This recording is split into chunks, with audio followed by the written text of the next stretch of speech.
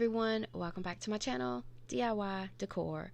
Before I get in today's craft, I do want to take a minute to tell you guys that I have lost my uncle.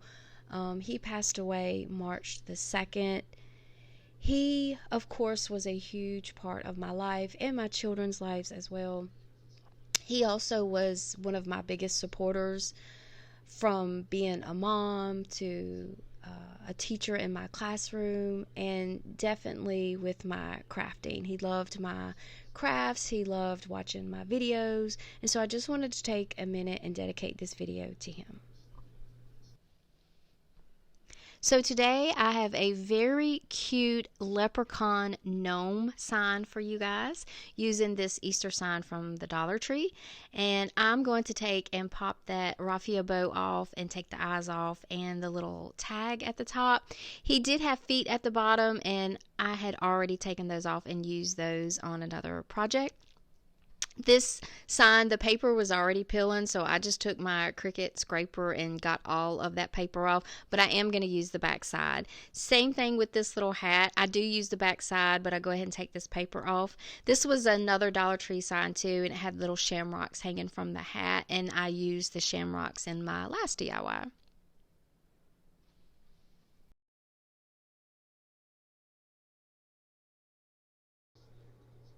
I do take some of the spackling from the Dollar Tree to fill in the holes, let it dry, sand it down, and then using this green paint from Apple Barrel, I do add some burnt umber to it to give it a darker, richer green color, and then I give the hat a good coat.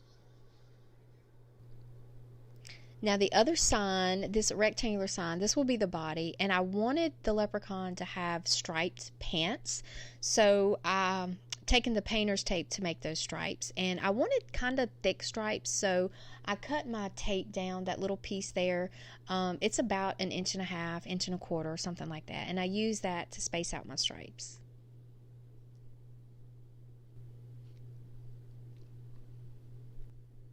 And once I get my stripes laid out, I paint the whole thing that same green with the burnt umber that I used on the hat.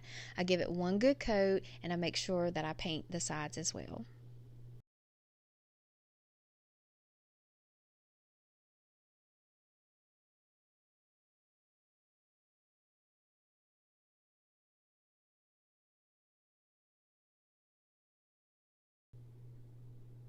And right before it dries really well, I like to peel the painter's tape off. And now we have our stripes. And then, of course, after it dries completely, I'm going to put painter's tape back down, because now I want to go in and I want to paint those bare stripes. So I'm going to do this in the color Plaster. This is Waverly Chalk Paints Plaster. And again, I just give it one good coat, and I make sure that I do the sides as well. And then right before it dries again, I will peel the painter's tape off.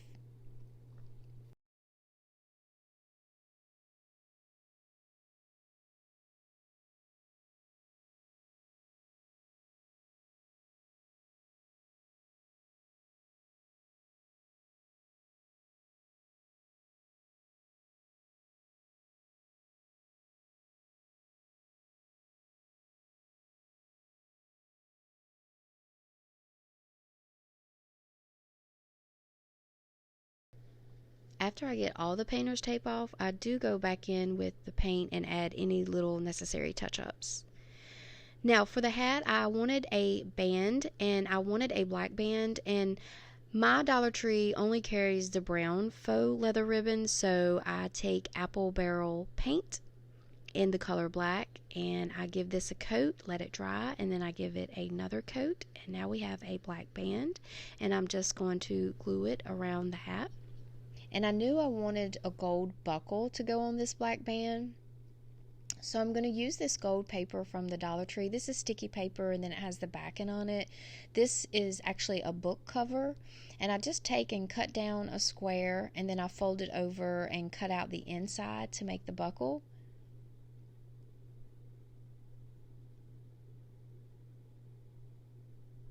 So I'm just measuring it to make sure it's the size that I like, and then I just peel off that little backing and just place it down.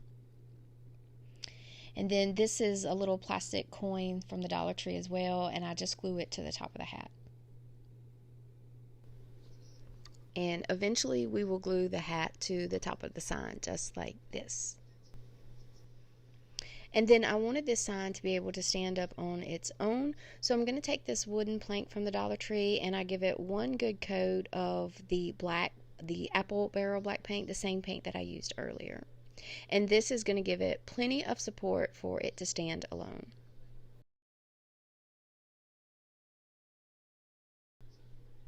I take 2 more of those gold coins and I glue them down for buttons.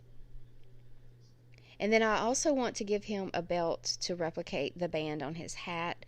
So again, using that faux leather from the Dollar Tree, I do the same thing as before. I give it 2 coats of the black paint, and then I take the gold paper, cut out a square, fold it over, cut out the middle, and then that's my buckle.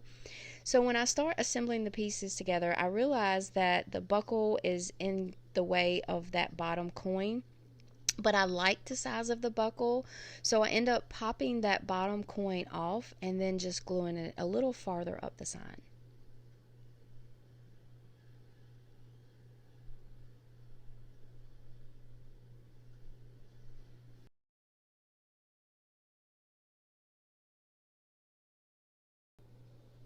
Now this fur I got from Amazon and it came on rolls and it does have a little bit of stretch to it.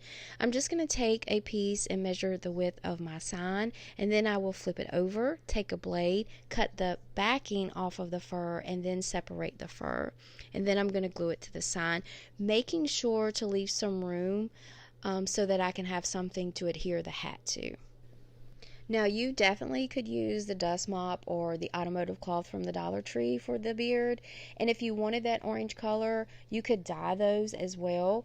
I'm not sure about the dust mop, but I do know that the automotive cloth, if you use makeup powders like an orange eyeshadow or a blush, it does adhere, those powders adhere very well to that cloth to give it that orange color. Now I take another piece, again measure the width, flip it over, cut the backing off, and then I'm going to glue this piece right up under that first piece. And then I'm going to cut another piece, not as wide as the other two, and I'm going to glue it at the bottom under the second piece. I felt like this just gave it a little bit more of a tapered look. And then after I glue it down, I take scissors and I just give it a little trim, cutting those flyaways and those little wispy hairs.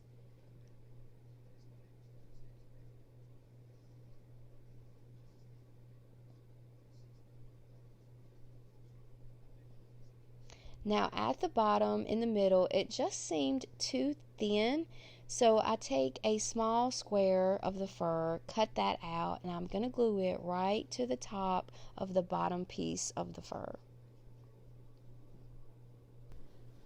Now this gave it a much fuller look and it just looked a lot better. And after I get it glued down, I do take the scissors and I give it another little haircut.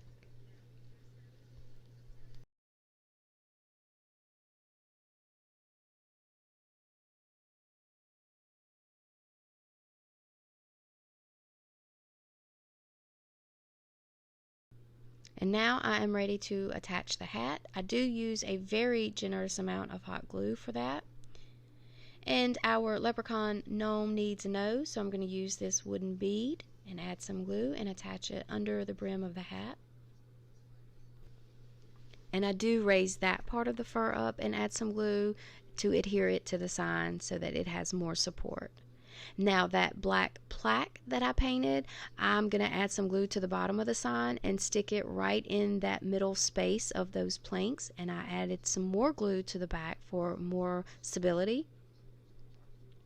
And then I took 4 tumbling tower blocks and 2 square blocks from the Dollar Tree, and I gave them all one coat of the black paint, and I actually don't even end up using the square blocks, just the tumbling blocks. And after all of those are painted and dry, I add 2 to the front and then I glue 2 to the back.